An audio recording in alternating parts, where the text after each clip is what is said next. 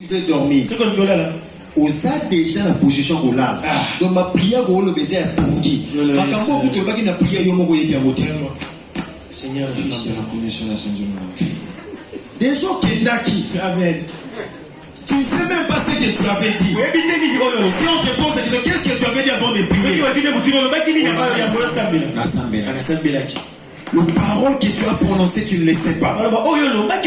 Mon ami, c'est pourquoi tu continues jusqu'à présent de vivre des cauchemars pendant ton sommeil. Tu ne vois qu'on te poursuit dans le sommeil. On ne fait que te tabasser dans le sommeil. Tu fais que manger des choses qui ne vaut rien dans le sommeil. Tu rêves en train de circuler dans des belles voitures, mais le matin, tu n'as même pas 500 francs. Bien aimé, quand tu es un homme de prière, les anges de l'Éternel viendront camper tout autour de toi pour te sécuriser. Parce que Dieu ne peut pas abandonner celui pour qui il a payé les sangs. Les choses de ce monde ne pouvaient pas te racheter. La Bible dit que nous avons été rachetés par un grand prix. Pas des choses de la terre, mais par les sangs d'un Dieu. C'est une valeur na hauteur. Tu as plus de la valeur devant Dieu. C'est pourquoi il ne peut pas accepter que le diable commence à jouer avec ta vie. Plusieurs sont là, les diables blaguent avec leur vie. Ils ont utilisé pour avoir télécommande. Jouer. Diable est d'atinaré. Iba.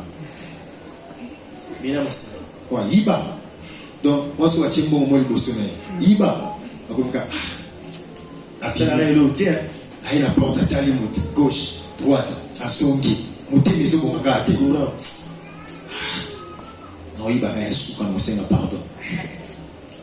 Atiena po chacun nango. Kouya à kouya, mais là ma sanga meli. Sanga boya sanga. Même quand lui-même ne veut pas, mais il faut pas qu'il le dépasse. C'est la manque de prière. Tu sais, la prière te donnera les muscles spirituels. Mon pesait 60 kg, mais un muscle à molimo, c'est 120 kg. C'est-à-dire que le diable a poussé en raté. Vous le savez, c'est un terme qui se propage ces derniers temps. Les gens ont compris les secrets. Mais ce qui nous trouble, parce que le diable a mis en place des stratégies qui nous empêchent d'être des gens spirituels. Les gens sont trop attachés aux distractions. Les gens sont trop attachés à la télévision. Les gens sont trop attachés au jeu d'hasard. Ils ne prennent plus le temps d'aller chercher la face de Dieu. Ta vie faut plus que tout ce que tu fais là. Ce que tu as prévu pour toi, faut plus que les choses que toi tu cours derrière ça. Tel qu'il est, tel que nous sommes sur la terre. Nous avons été créés en son image pour dominer, assujettir et de régner. Mais quand Dieu te regarde, toi tu as laissé la porte ouverte. Les gens entrent comme ils veulent. Ils viennent jouer avec ta vie et ils réparent. Tu ne dis rien et tu n'as jamais pris conscience. Le diable est fort parce qu'il ne vient que voler ton intelligence.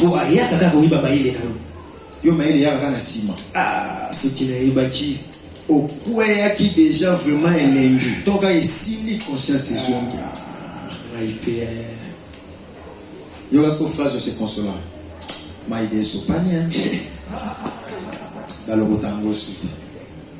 C'est la phrase qui te console. Toi avancer là. C'est ça. Mais quand tu dis toi avancer, tu sais ce qu'il a déjà volé. Quand tu dis que ça va, ça fait rien, passons l'éponge, qu'on avance. Est-ce que tu sais ce que tu as perdu? Mon frère, tu perds quoi? Quand tu te retires de tes amis pour prendre 1 heure de temps à chercher la face de Dieu. Tu n'es pas le perdant, mais tu es le gagnant. Mais ils ne savent pas ce que toi tu as gagné. C'est ça. Oh, ah, il y a vraiment. Comment c'est ça.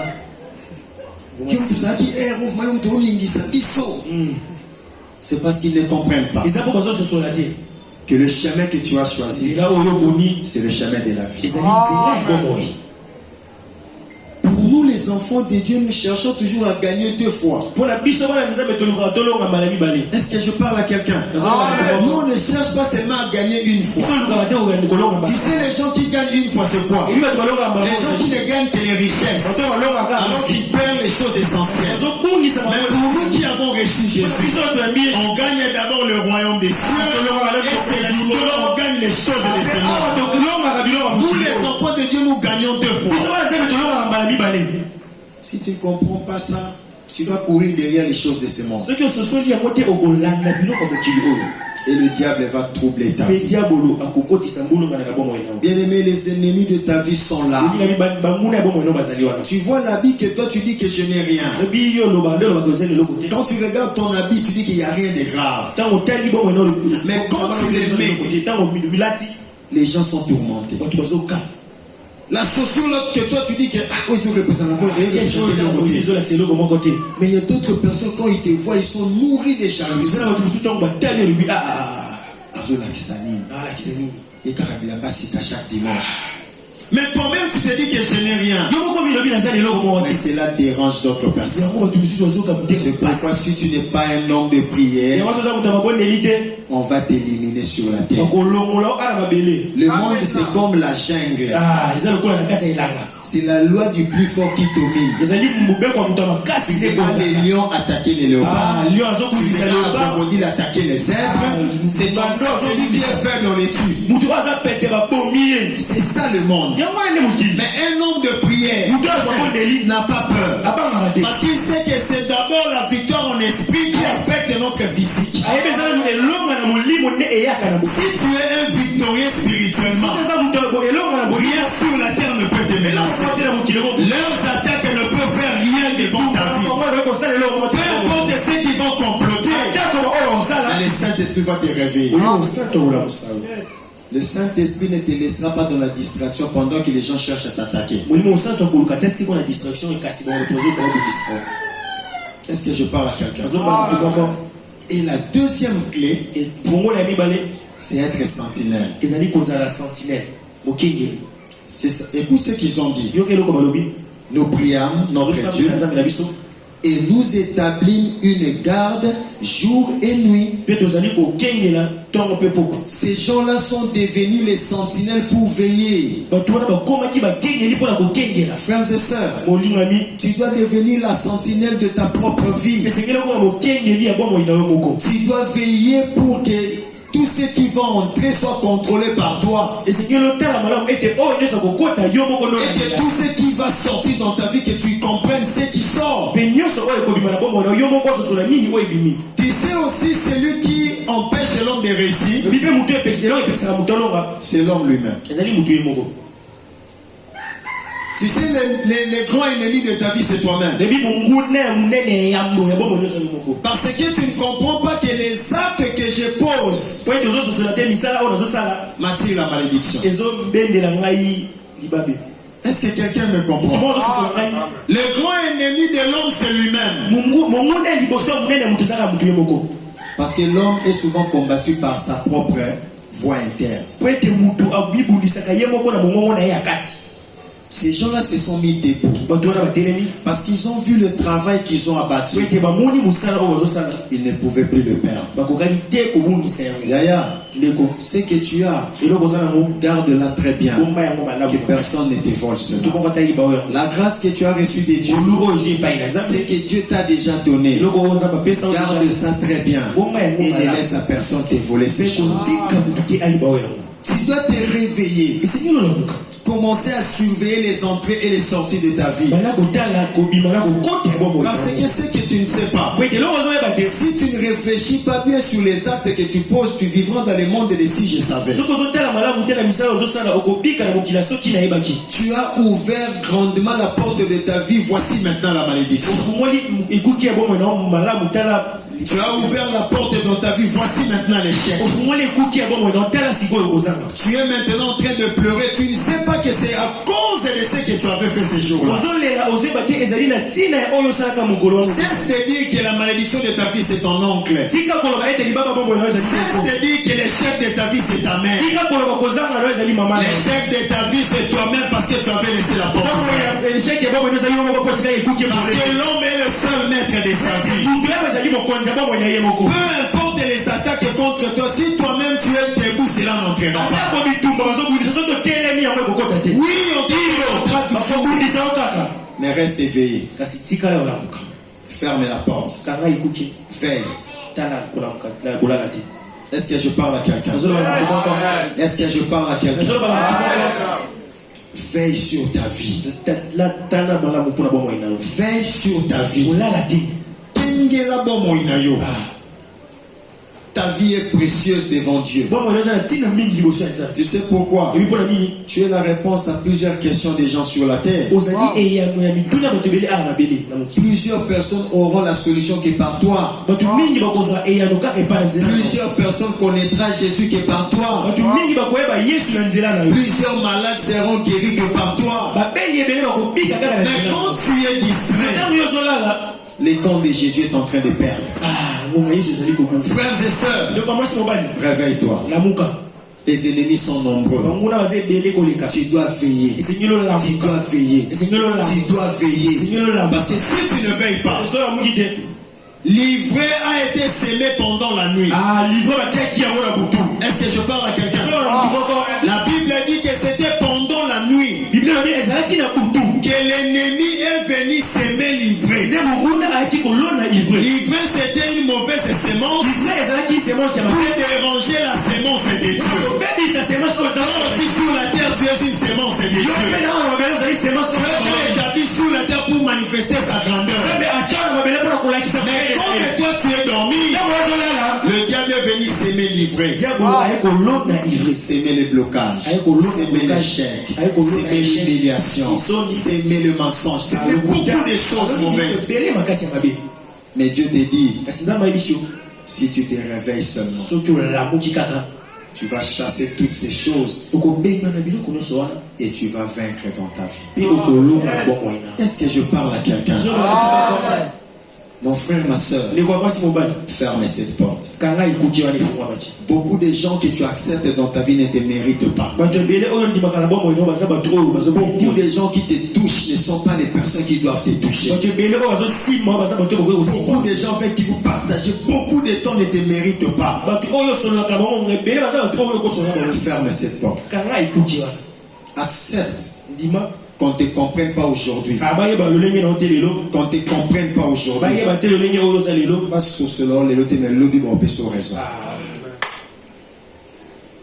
Ne cherche pas à te justifier quand tu prends des bonnes décisions. Ferme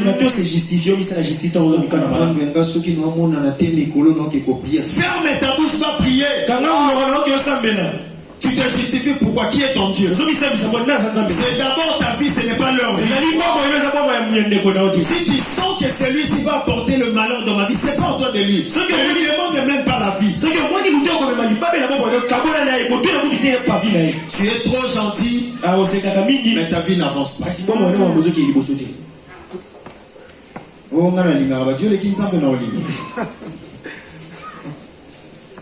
Non, posons-nous la question, toi tu dépasses Dieu. Lui qui a aimé tout le monde, mais le monde l'ont récompensé en monnaie de singe. Il a multiplié le pain pour les gens. Mais ces gens sont venus pour dire crucifiez-les. Et toi tu dépasses Jésus. Est-ce que je parle à quelqu'un? Ta vie a une porte. Ferme cette porte. Ferme cette porte. Et quand tu fermes la porte, fais attention. Tu dois être devant cette porte pour veiller. Parce que d'autres personnes viendront pour détruire la porte que tu as fermée. Ils viendront pour... Vous savez, il y a d'autres portes qui donnent l'impression d'être fermées. Alors que ce n'est pas fermé, c'est repoussé. D'autres gens comprennent ces choses. Ils viendront insister. Ils viendront insister. Si tu n'as pas bien fermé, ça va s'ouvrir. Mais nous voulons fermer avec la clé. Parce que c'est Jésus-Christ qui a la clé de ta vie. Et c'est cette clé que nous allons utiliser pour fermer les portes de notre vie. Les soucis de Dieu, c'est de te voir se réjouir. Qui est ce papa qui peut accepter que le malheur atteint son fils ou sa fille? Tu verras une maman défendre son enfant même quand c'est un voleur. Tu n'as pas encore vu ça? Son fils a volé. On l'a attrapé en flagrance. Mais maman vient dire que mon fils ne vole. Il est prêt à aller à la justice pour témoigner que mon fils ne vole pas. Mais maman est consciente qu'à la maison, elle a commencé par la voler d'abord. Tu vois une fille qui commet des choses que son père n'apprécie pas. Mais maman prend l'engagement de défendre sa fille devant papa. L'enfant était sorti du matin, il est revenu le soir. Mais maman prend l'engagement pour dire les gens de ce monde, ils sont capables à défendre les leurs. Pose-toi maintenant la question. Comment Dieu va te défendre? Si une personne qui a un mauvais cœur est capable de défendre quelqu'un, combien plus forte raison de Dieu? Il a dit, méchant que vous êtes, vous savez donner à vos enfants de bonnes choses. Mais il a commencé par dire méchant que vous êtes. Vous savez donner de bonnes choses à vos enfants. À combien plus forte raison, moi, votre père? Dieu t'aime que t'es pas. Dieu t'aime que t'es pas. Les gens de ce monde. Un conseil. Accepte de tout perdre mais d'avoir Jésus. Parce que Jésus va te défendre là où ta mère sera absente. Parce que quand tu pars à l'université, ton père n'est pas là. Mais Jésus est là. Quand tu pars dans un voyage, il n'y a personne pour t'aider. Mais Jésus sera toujours là. Donc Jésus n'a pas de limite. La Bible dit que sa main entre là où la main de l'homme ne peut pas. C'est là où l'homme est limité, Jésus n'a pas de limite. Ferme la porte de ta vie. Les enfants de Dieu doivent marcher avec crainte et tremblement de leur Dieu. Parce que nous gardons la présence de Dieu, c'est dans la sanctification. Est-ce que je parle à quelqu'un? Tu pries, tu es sentinelle. La sentinelle, c'est celui qui empêche le corps étranger d'accéder. Tu comprends que le péché aussi c'est un corps étranger. Est-ce que quelqu'un me comprend? Le péché c'est un corps étranger. Pourquoi? Parce que ton corps a été purifié à la croix. C'est à la croix que Jésus a porté le péché pour te rendre saint. Mais pour toi tu acceptes que le péché entre, c'est que tu fais fuir la présence de Dieu. Frères et sœurs, ferme la porte. Laisse Dieu prendre le contrôle de ta vie. Tu ne comprendras pas. Même quand toi tu dors, son esprit te défendra. Est-ce que je parle à quelqu'un? Savoir faire face aux ennemis de ta vie, il y a deux réponses principales. Une vie de prière et une vie de sentinelle. Quand on dit sentinelle, c'est quelqu'un qui ne blague pas. Parce qu'il sait que s'il y a un problème, c'est lui le responsable. Frères et sœurs, commence à réfléchir sur tout ce que tu fais, avant de faire, regarde d'abord les résultats. C'est ça la sagesse. La Bible dit que celui qui réfléchit sur les choses trouve le bonheur. Oui, on t'a invité, mais avant d'y aller, réfléchis d'abord. C'est vrai que c'est une invitation. Il y a même des bonnes promesses. Il y a quand on peut 100 $, moins ça. Mais avant d'aller, tu dois réfléchir. Est-ce que les 100 $, ils vont me donner gratuitement? Il n'y aura pas un exercice avant les 100 $. Viens, je vais te donner un téléphone. Oui, c'est un cadeau. Est-ce que je l'aurai gratuitement? Moi, je ne crois pas. Il n'y a rien pour rien. Si tu demandes à gauche, toi aussi on te demandera à droite. Même pas le même jour. Il y a des stratèges. Il y a des stratèges. Je suis en train de réveiller la conscience des jeunes filles. Il y a des stratèges. Quelqu'un, je connais quelqu'un qui faisait un budget. Je vais terminer par là. Il peut prévoir 300 $. Il dit 300 $. C'est pour faire tomber Naomi. Il prévoit et il calcule. Le premier rendez-vous avec Naomi, il sait qu'il va dépenser 50 $. Le premier rendez-vous, c'est au Grand Hôtel. Tu comprends déjà les niveaux. Il a mené les matchs. Grand Hôtel, il y a un repas, il calcule tout. Il sait qu'à ton retour, vous aurez un transport de 20 $. Quand Naomi va revenir chez elle, premier rendez-vous qu'à 20. C'est le savant. Deuxième rendez-vous. Lui, il fait les calculs. Il sait qu'il a 300. 300, 1 $, il va les gâter. Donc 300 pour matcher ici. C'est ça. Deuxième rendez-vous, il dépense encore 50. Ces jours-là, il te donne. Tu peux t'acheter la boisson, 50 $ à peu. Ta tête là est bouleversée. Mais tu sais ce qu'il cherche. Il cherche seulement ce que toi tu caches. Et la chose que tu caches a plus de la valeur que des billets qu'on nous donne. Mais quand toi tu es content,